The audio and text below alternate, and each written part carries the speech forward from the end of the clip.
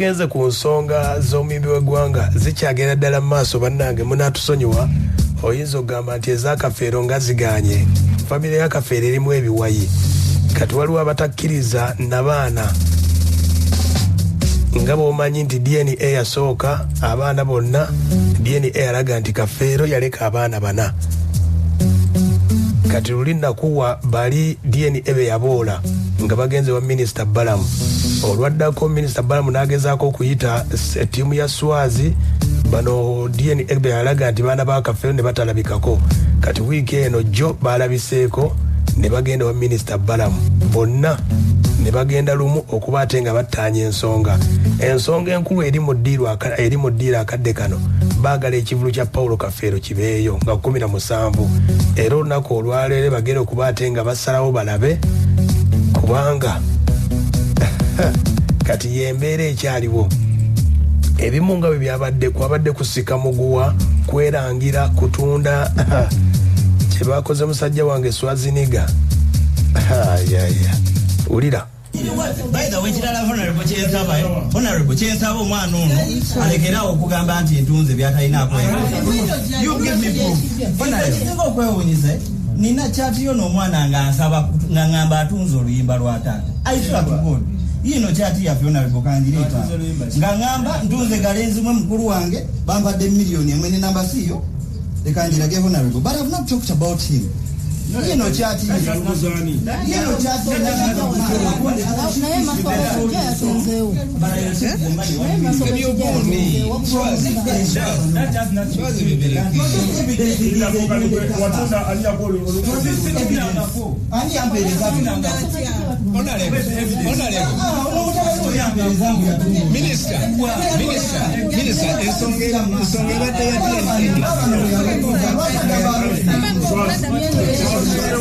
Produce evidence is not a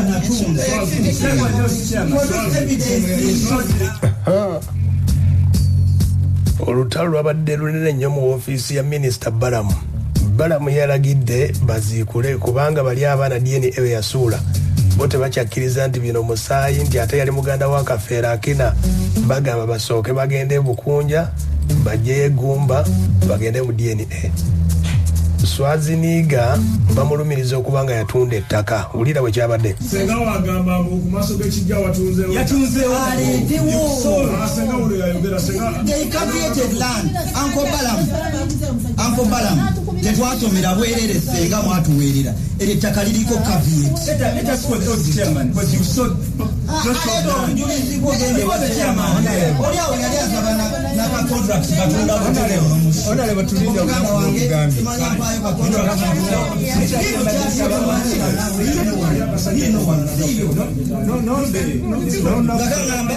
mulimu gwaggwawo muganda wange mba contract y'obutebe haya basi lwe lutalo olwabadde mu ofiisi ya Balamu ng'abaana beeyuzaayuza ensonga ya kumanya ani Kafeero gwazaala ani gwatazaala ebisinga bitundiddwa ettaka amayumba ag'enjawulo gatundiddwa kati Minisita Balamu agezaako okuba ate nga akaanyisa bonna ensonga eri mu ddiiro yakugenda kuziikula Kafeero oba batya kati nno Mugerwa muganda wa Kafeero yasaba ekivulu kibeeyo kubanga bagamba bataddemu ssente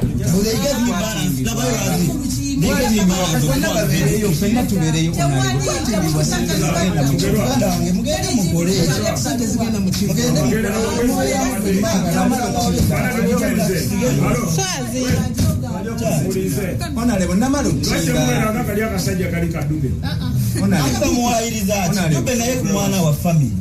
ye bamuwayiriza ati lwaki yetatunda lwaki mbuuza lwaki mulira namalo timba namalo teekawo ebyuma tulugire omukolo ogukkiriza kkiriza omukolo fena tujja kubeerayo bakuleke bajasawamanyiraze musaba akkiriza omukolo nabo babeereyo kubibaluma akakolo kekabaluma tata kaliko jakkata nga tumaliriza posters buli kimu buli nedda ekiri mu nju ya Pojobu Kafeero kitokota bwe kityo muganda wa Kafeero Mugerwa agamba bakwatagane ulira banange tuli wamu badde nsaba tubeere ffenna bajji sisuli sista wange oli musaayi gwange olwokusatu mugenda kutuula ekyashono byakisala olwokusatu kale olwokusatu nawabuzabazinika nedube nebane olwokusatu kumaca mubulira tukeere wano kale yensonga eyo bagenda gituulamu balabe oba ekivulu kinaabaayo. Kati Swaziniga bamubuuziza ku nsonga za DNA akkiriza okuddayo okumukebera yagambye ati awulira ankubala nkukakasa nti akatonda buli ali mu ruumu eno wa famire yaliyo kwembyeni nga batukebera omuvubuka ono sampo eri omusayo gyeri but it is okay baba kibbo kye baagala. What we want is tukanye nti ku luno bye musazeewo temubigaani era balekerawo n'otukonjera nti wabaswazi yatwala kino bring evidence to the minister omugambe naye ng'amazima ga Katonda baatukebera ne bagaana it is okay tugenda kuddayo ekyagaana okusimula muzeeyi there is an order era muzeeyi byaruhanga agoberereyo court order nze nja gikuweereza to get a final solution. yes it is okay nangamba solution eriemu abooluganda basobola okuba bafaanagana ngoyo bafaanana Paulo Kafeero naye nga bafaanagana ku saidi ya maama waabwe nga DNA ezo zikolagana nazaani naza Kafeero. Solution eriemu kukwata bisigalira bya mugenzi Kafeero oba nviiri oba gumba anything kibasobola mujjako then bafune sample zamwe mwe n'abaana kino ekintu kigenda kumalawo ekizibu kibaddeyo emyaka 2. Minisita Balamu enviiri kyogamba zikyaliko emyaka giri mu 19 bwe gigenda okuwera emyaka 19 nkugambe kwabadde kusika bitogi n'ebikonde byabadde bivuddeyo gwe wulirako wano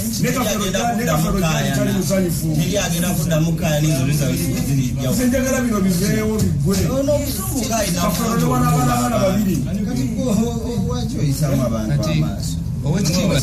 bano abantu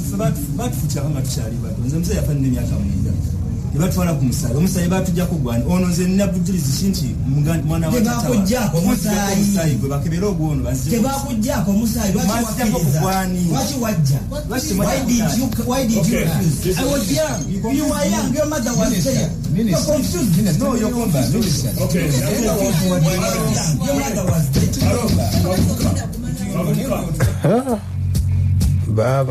Baba ekyabadde wa Kafeero ulira na wano bano abantu